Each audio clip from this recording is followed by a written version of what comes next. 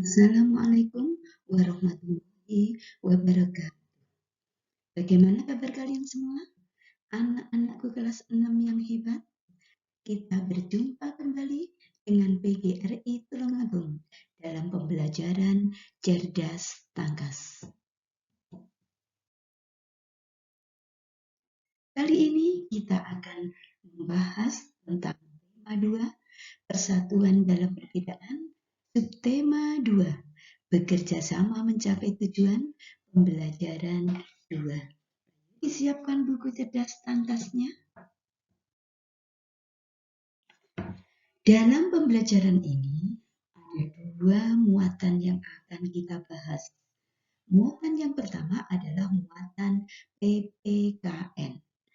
Dalam hal ini kita akan mempelajari tentang manfaat persatuan dan kesatuan.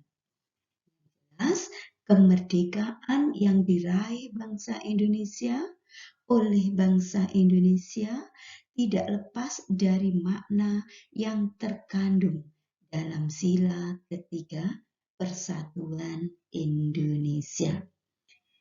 Berikut ini sejumlah manfaat dari persatuan dan kesatuan bagi bangsa Indonesia, antara lain: 1. Mendukung pembangunan nasional bangsa Indonesia, sebab persatuan dan kesatuan akan membuat suasana kondusif sehingga pembangunan menjadi lancar.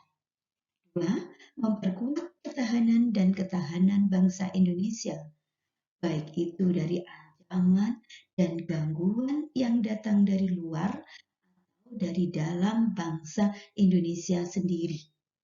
3. Dengan persatuan dan kesatuan, potensi perpecahan dan konflik bisa dihindari.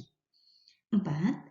Persatuan dan kesatuan menjadikan masyarakat hidup rukun dan harmonis dalam keberagaman. 5. Persatuan dan kesatuan menjadi pendukung utama perwujudan cita-cita nasional bangsa Indonesia. Jadi, meskipun Indonesia terdiri atas ribuan pulau yang membentang dari Sabang sampai Merauke, dengan penduduk yang berasal dari latar belakang dan kebudayaan yang berbeda-beda, namun dengan semangat persatuan dan kerjasama, bangsa Indonesia mampu mengusir penjajah dari bumi Indonesia. Satu kita teguh, bercerai kita runtuh, adalah semboyan yang sering didengungkan untuk meningkatkan semangat persatuan pada masa penjajahan. Kegiatan 1. Ayo berdiskusi bersama kelompok. Apa kira-kira yang akan terjadi bila di lingkungan masyarakat tidak ada rasa persatuan dan kesatuan? Apa kira-kira yang akan terjadi?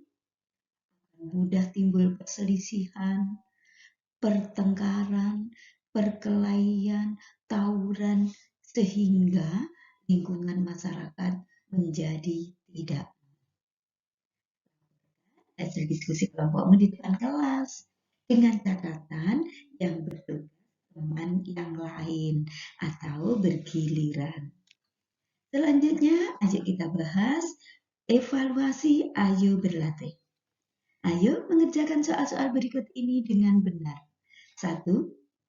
Persatuan dan kesatuan bangsa Indonesia sesuai dengan sila titik-titik Pancasila. A. 1, B.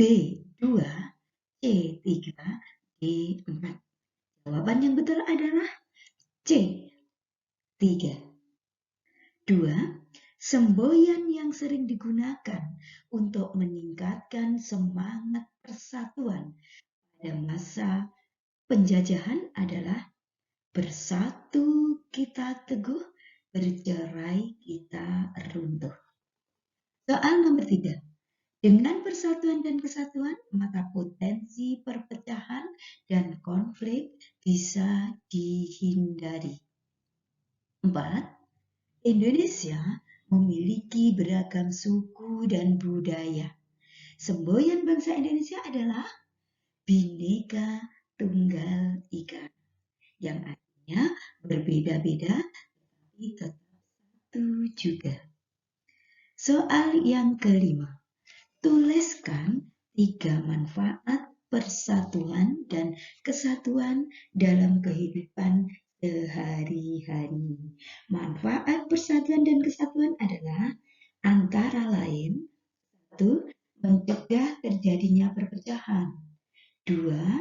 Bisa hidup rukun dan harmonis dalam keberagaman. 3. Hidup akan terasa damai, aman, dan nyaman. Selanjutnya, muatan SBDP KD 3.3 dan 4.3. Kita akan membahas tentang tarian khas daerah Tulungagung. Tarian khas daerah Tulungagung yang paling terkenal adalah reog kendang dan jaranan. Reog kendang adalah kesenian tradisional dari Tulungagung yang berbeda dengan reog lainnya. Sebenarnya, reog kendang lebih mirip pada kumpulan penari jenis alat musik tifa atau jimbe yang dipadukan dengan kesenian jaranan. Dalam bahasa Jawa bernama kendang. Di tempat lain, kesenian serupa bernama reog dogdog dari Sunda, reog cemandi dari Sidoarjo, dan reog bulkyu dari berawal dari banyaknya para gembala dari Kadipaten Ponorogo yang mencari jati diri ke kota Tulungagung pada zaman kolonial Belanda untuk bekerja sebagai penambang batu marmer dan petani cengkeh. Untuk menghilangkan rasa penat setelah bekerja, dibuatlah sebuah alat musik sejenis ketipung yang hanya memiliki satu sisi untuk dipukul. Konon, para gembala adalah para pemain kuda lumping dari kesenian reog Ponorogo. Pada awalnya, reog kendang bernama tabuhan kendang, karena pada perkembangan zaman, tabuhan kendang dikolaborasikan menjadi satu dengan reog Kadiri. Selain itu, para gembala adalah mantan pemain reog Ponorogo, maka dinamakanlah reog kendang yang khas dari tercipta di kota Tulungagung. Sedangkan jaranan merupakan salah satu bentuk kesenian daerah, seperti halnya jaranan Senderewe yang konon lahir di Kediri, meski kesenian jaranan semarak di wilayah Tulungagung. Jaranan berupa tarian kelompok dimainkan oleh 4-6 penari yang menggunakan properti berupa kuda-kudaan yang terbuat dari anyaman bambu atau disebut jaran kepang. Sedangkan di Tulungagung sebenarnya ada jaranan yang lahir di Kedung Cangkring, Kecamatan Pagerwojo. Jaranan tersebut semarak di wilayah Kabupaten Trenggalek. Nama dari jaranan itu adalah Turonggo Yakso. Seni jaranan hampir semua desa memiliki grup, dan masyarakat dari anak-anak sampai dewasa banyak yang mengetahui dan mengenalnya. Ada beberapa jenis jaranan yang berkembang di Tulungagung, yaitu jaranan Jawa, jaranan Pegon, jaranan campur sari, dan jaranan Senderewe. Kegiatan 2. Ayo membuat formasi sederhana tarian reog kendang atau jaranan dengan teman sekelompok. Perhatikan di tempat kelas formasi buatanmu. Selanjutnya kita bahas, ayo berlatih. Ayo mengerjakan soal-soal berikut ini dengan benar.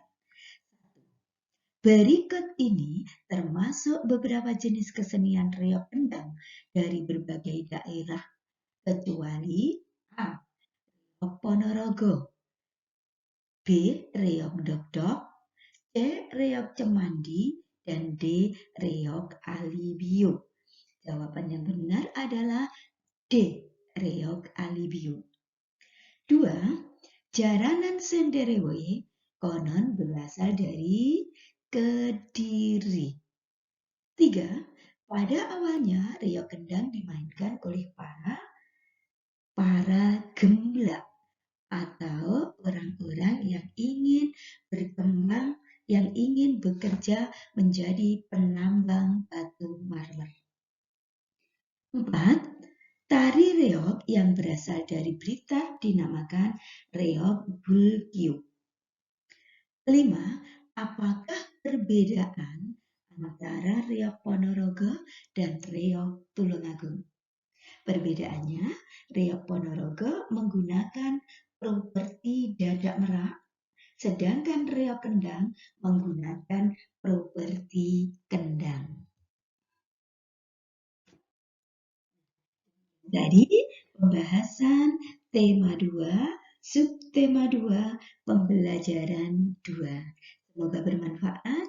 Terima kasih. Sampai jumpa di video pembelajaran berikutnya. Wassalamualaikum warahmatullahi wabarakatuh.